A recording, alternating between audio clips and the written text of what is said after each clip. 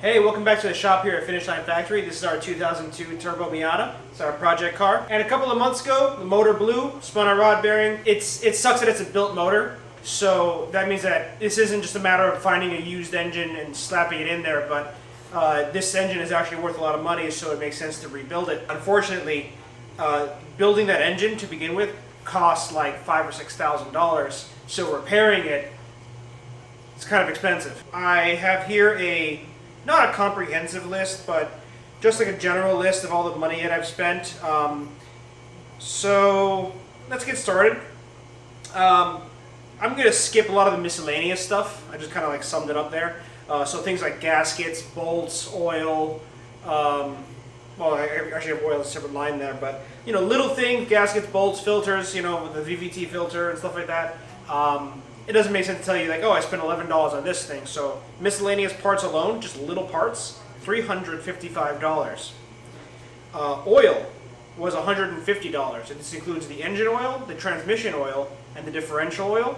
It's $150 because, well, I had to change the oil several times while the motor was breaking in. By the way, the car is finally off jack stands. We are driving on the road, and we'll be taking it to the dyno pretty soon. I'll make a separate video whenever I get a dyno appointment. Head gasket, $65. Replacing the rod that was damaged was $90. Do I have that rod here?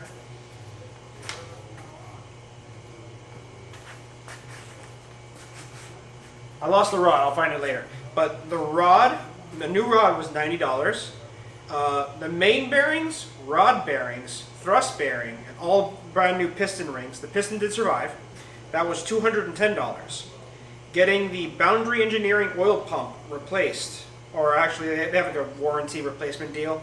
I had to have the housing replaced. The gears did survive, so that was $100. Sending the turbo off to work turbochargers to be repaired. That was $447. That's like half the price of the turbo. While the engine was apart, I did take the opportunity to upgrade the exhaust valves. That cost $116. And the additional labor was $300 at the machine shop to get the valve springs installed. Had to clearance them and make sure they work.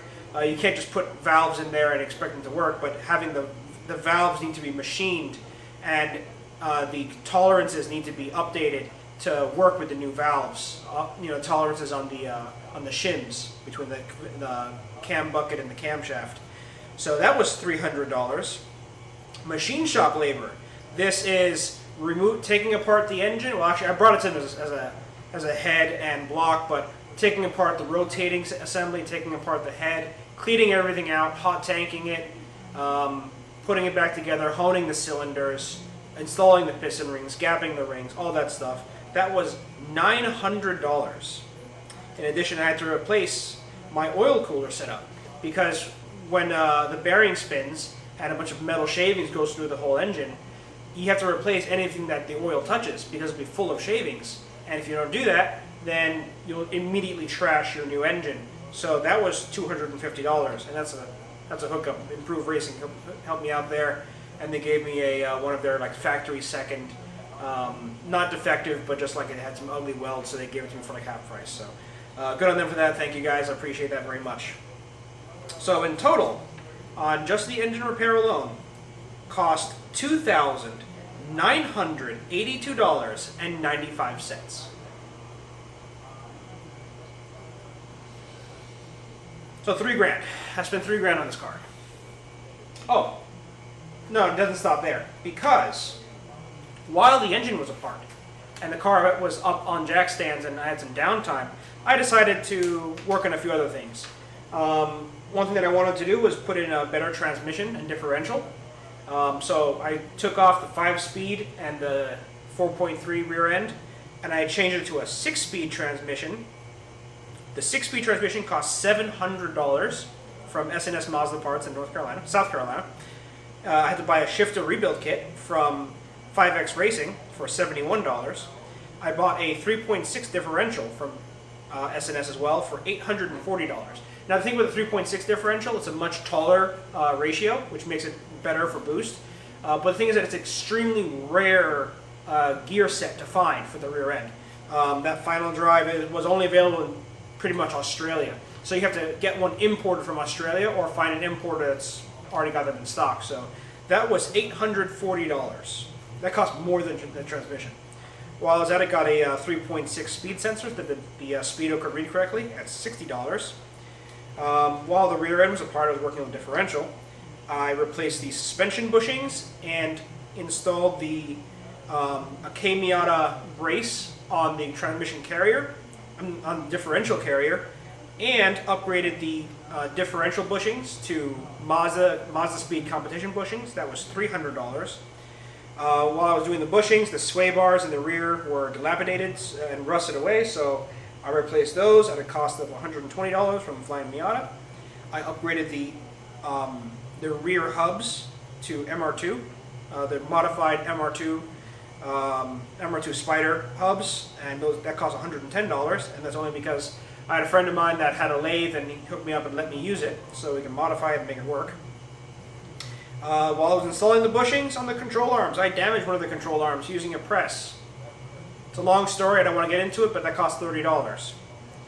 While it was apart, I replaced the control arm bolts. All of the control arm bolts from Mazda cost $165. And I also installed the new EGT setup so I can measure and log the exhaust gas temperature. That was $120. And this cost a total of, ready? $2,516. So in total, I have spent $5,948.95 in the last few months on a car that I bought for $2,000. Great. You don't even want to know what the overall total is. I don't even want to get into it. I'll get into that in another day. But there's still some more stuff I want to do, because this thing isn't done yet. I still have stock suspension. As you can see, it has the ride height of a Jeep Wrangler. So I'm going to get coilovers, sway bars. I'm going to upgrade the front brakes. Rear brakes I'll leave stock, but I'll upgrade the pads and rotors. I want to do the sway bar, and then I guess the car's done. So there you go. Oh, I also want to get a hard top, but hard tops have become absurdly expensive in the last few months because ever since the coronavirus stimulus check went out for $1,200, guess what the price of a hard top became? That's right, $1,200. What the hell? You know, trying to build a car here.